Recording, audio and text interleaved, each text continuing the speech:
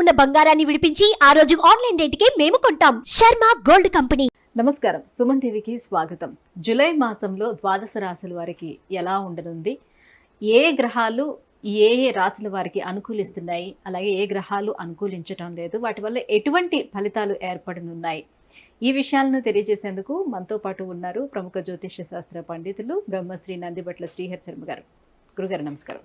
వాగర్థావివ సంపృక్తౌ వాగర్థ ప్రతిపత్తయే జగతః పితరౌ వందే పార్వతీ పరమేశ్వరౌ. సదాశివసమారంభాం శంకరాచార్య మధ్యమాం అస్మదాచార్య పర్యంతం వందే గురు పరంపరాం.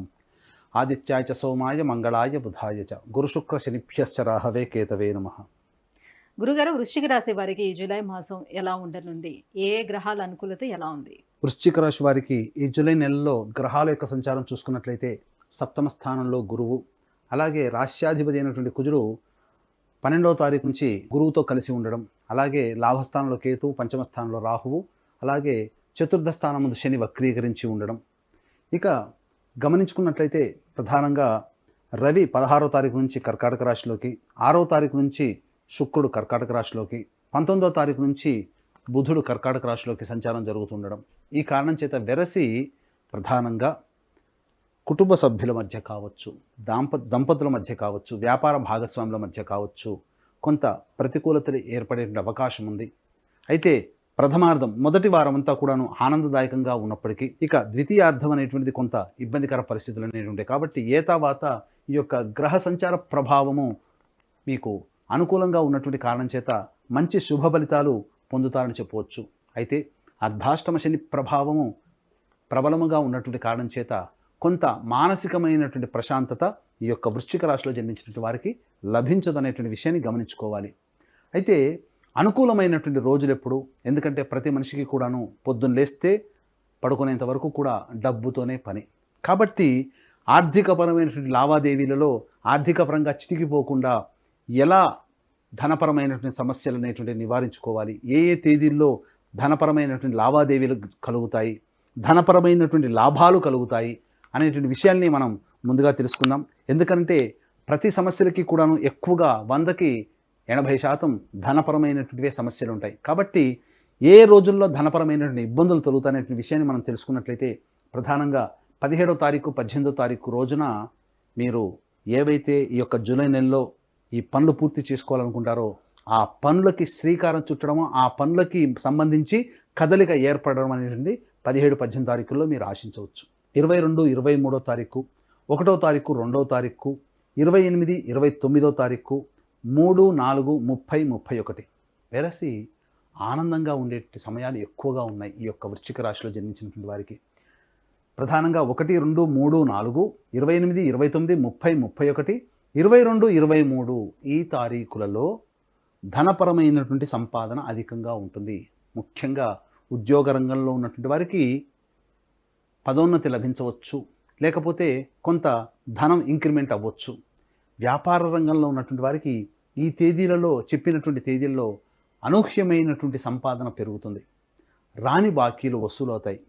ఇక ఈ వ్యక్తికి మనం డబ్బు ఇచ్చాము, ఇక డబ్బు తిరిగి రాదు అనేటువంటి ఆలోచనతో మీరు ఒక ఆలోచనకు వచ్చింటారు. కానీ ఆ వ్యక్తుల నుంచి అనూహ్యంగా మీకు పిలుపు రావడం, కొంత డబ్బు చేతికి అందడం ఈ 1, 2, 3, 4, 30, 31, 28, 29, 22, 23వ తారీఖుల్లో మీకు కలుగుతుంది.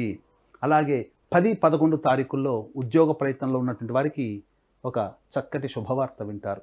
ఉద్యోగ ప్రయత్నంలో నూతన ఉద్యోగం రావడం కానీ, లేకపోతే ఉద్యోగ బదిలీలకు సంబంధించినటువంటి ప్రయత్నాల్లో మీకు మంచి శుభపరిణామం జరుగుతుందని చెప్పవచ్చు.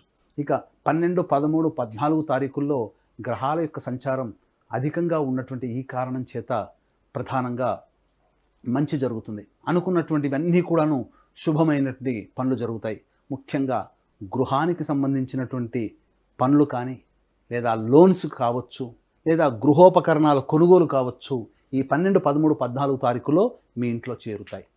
ఇంటికి సంబంధించినటువంటి మరమ్మతులు కానీ, లేదా ఇంటికి ఒక ఆలోచన చేస్తారు, పలానా సమయంలో మనం చేసుకుంటే మంచిదని, కానీ ఈ ఆలోచనలన్నీ కూడాను 12, 13, 14 తారీఖుల్లో కార్యరూపం దాల్చుతాయని చెప్పవచ్చు. ఇక ఇప్పటివరకు మంచి గురించి తెలుసుకున్నాం. ప్రతికూలతలు, ఇబ్బందులు ఏ ఏ రోజుల్లో ఉంటాయి, ధన రాబడి తక్కువగా ఎప్పుడు ఉంటుంది, ఎప్పుడు ధనపరమైనటువంటి విషయాల్లో జాగ్రత్తలు పాటించాలో ఇప్పుడు తెలుసుకుందాం. ముఖ్యంగా 19, 20, 21 తారీఖుల్లో మనోవ్యాకులత, కుటుంబ కలహాలు, దానికై కొంత సమస్యలు, కుటుంబంలోని వ్యక్తుల యొక్క ఆరోగ్యం పట్ల ఇబ్బందులు పడడం, తద్వారా డబ్బు ఖర్చు అవడం జరుగుతుంది.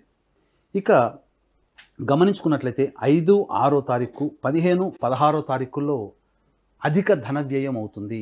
ఎవరైనా మిమ్మల్ని డబ్బు అప్పుగా అడిగినప్పుడు మీరు వాటిని ఇవ్వకండి. లేదా ధనపరమైన నిర్ణయాలు వచ్చినప్పుడు 5, 6, 15, 16 తారీఖుల్లో మీరు విరమించుకోండి. మానసికమైన ప్రశాంతత ఉండదు. ఇక 7, 8, 9 తారీఖుల్లో ముఖ్యంగా సంతానముతో ఇబ్బందులు ఎదుర్కొనే అవకాశాలు ఉంటాయి. సంతానపరంగా బాధలు పడాల్సినటువంటి అవకాశం వస్తుంది. ఇంకా చెప్పాలి అంటే సంతానం కోసం ఎదురు చూసేటువంటి దంపతులు ఈ 7, 8 తారీఖుల్లో వారి యొక్క ప్రయత్నాలు వాయిదా వేసుకోవడమే చాలా మంచిదని గమనించుకోవాలి. ఇక 24, 25 తారీఖుల్లో తల్లిగారి ఆరోగ్యం, వాహన ప్రమాదాలు చోటు చేసుకోవడం కావచ్చు, లేకపోతే ఇతరత్ర సంతృప్తి లేనటువంటి జీవితం 24, 25 తారీఖుల్లో, 26, 27 తారీఖుల్లో మానసికమైనటువంటి ఆందోళనతో కలిగి ఉండేటువంటి జీవితం చెప్పవచ్చు. ఏతావాత వ్యాపార రంగంలో ఉన్నటువంటి వారికి చెప్పినటువంటి విధంగా 1, 2, 3, 4, 28, 29, 30, 31, 22, 23 తారీఖుల్లో ధన రాబడి అధికంగా ఉండడం, అలాగే ధనం కోసం అధికంగా ఖర్చు అవ్వడం అనేటువంటిది 5, 6, 15, 16 మరియు 19, 20, 21 తారీఖుల్లో, 21వ తారీఖుల్లో ధన వ్యయం అధికంగా ఉండడం. కాబట్టి మీరు ఈ చెప్పినటువంటి తేదీల్లో ప్రణాళికలు రూపొందించుకోండి. తదనుగుణంగా ఈ డేట్లకు అనుగుణంగా మీ యొక్క ప్రయత్నాలు పెట్టుకోండి. ప్రతి సమస్య కూడా ధనంతో ముడిపడి ఉంటుంది కాబట్టి జాగ్రత్తలు పాటించండి. నూతన వ్యక్తుల యొక్క పరిచయం వల్ల కొన్ని ఇబ్బందికర పరిస్థితులు వస్తాయి కాబట్టి మీరు 26, 27 తారీఖుల్లో జాగ్రత్తలు పాటించండి. భవిష్యత్తులో కొంత ఇబ్బంది నూతన వ్యక్తుల యొక్క పరిచయం వల్ల కలుగుతాయని చెప్పవచ్చు.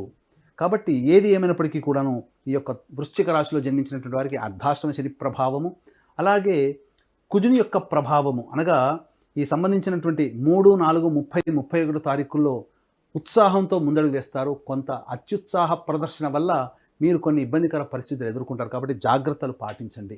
ఇక అన్ని రకాలుగా ఈ యొక్క వృశ్చిక రాశిలో జన్మించినటువంటి వారికి అర్ధాష్టమ శని ప్రభావం ఎంత ఉన్నప్పటికీ కూడా గ్రహాల యొక్క అనుగ్రహం సంపూర్ణంగా కొంత ఉండడం చేత మంచి జరుగుతుందని చెప్పవచ్చు. వివాహ ప్రయత్నంలో ఉన్నటువంటి వారికి ఆశాజనకమైనటువంటి ఫలితాలు పొందుతారని చెప్పవచ్చు.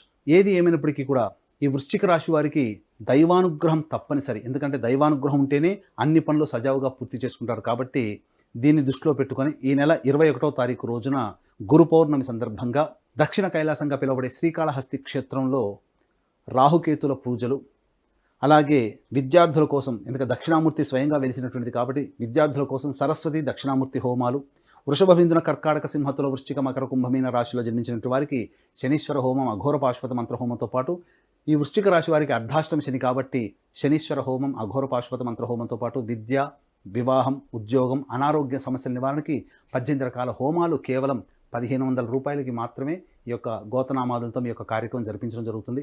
ఇందులో అతి కొద్ది మందికి మాత్రమే అవకాశం ఉంది. ఎందుకంటే ఎక్కువ మందితో చేయాలనేటువంటిది కాదు. మంది ఎక్కువైతే మజ్జిగ పలచన కాబట్టి అతి కొద్ది మందితో జరపబడుతుంది కాబట్టి అవకాశం ఉన్న వాళ్ళు కార్యక్రమాతంత్రం కాంటాక్ట్ చేయండి. అలాగే ఈ యొక్క పూజాది కార్యక్రమాలు సంవత్సరం పొడుగునా ప్రతి నెల మా పీఠం ఆధ్వర్యంలో జరుగుతాయి కాబట్టి సంవత్సరం పొడుగునా కూడా నమోదు చేసుకోదలిస్తే నమోదు చేసుకోవచ్చు. గురుగారు, మరి వీళ్ళు ఎటువంటి పరిహారాన్ని పాటించుకుంటే మరింత యోగదాయకంగా ఉంటుంది ఈ జూలై మాసం అంతా కూడా? వృశ్చిక రాశి వారికి చూసుకున్నట్లయితే జూలై మాసంలో ప్రధానంగా దైవానుగ్రహం కావాలి. కావున ఒక దత్తాత్రేయ చరిత్ర పారాయణం ఒక సప్తాహం పారాయణం చేయండి. గురువారం నాడు మొదలుపెట్టి బుధవారానికి సమాప్తం చేయండి సమస్య అధికంగా ఉన్నప్పుడు. అలాగే ప్రతిరోజు దత్తస్తవము రోజుకి 3 సార్లు పారాయణం చేయండి. ఇక ప్రతి మంగళవారం సుబ్రహ్మణ్య స్వామికి ఆవు పాలు, ఆవు నెయ్యి, తేనె ఈ 3టితో అభిషేకం జరిపించండి. తప్పకుండా ఈ యొక్క సమస్యలన్నీ కూడా తొలగిపోతాయి. జూలై మాసంలో వచ్చే కష్టాల నుంచి బయటపడతారని చెప్పవచ్చు. గురుగారు, ఈ జూలై మాసంలోని వృశ్చిక రాశి వారికి ఎలా ఉండబోతుందనే విషయాన్ని తెలియజేసినందుకు ధన్యవాదాలు. సర్వం శ్రీ ఉమామహేశ్వర పరబ్రహ్మార్పణమస్తు.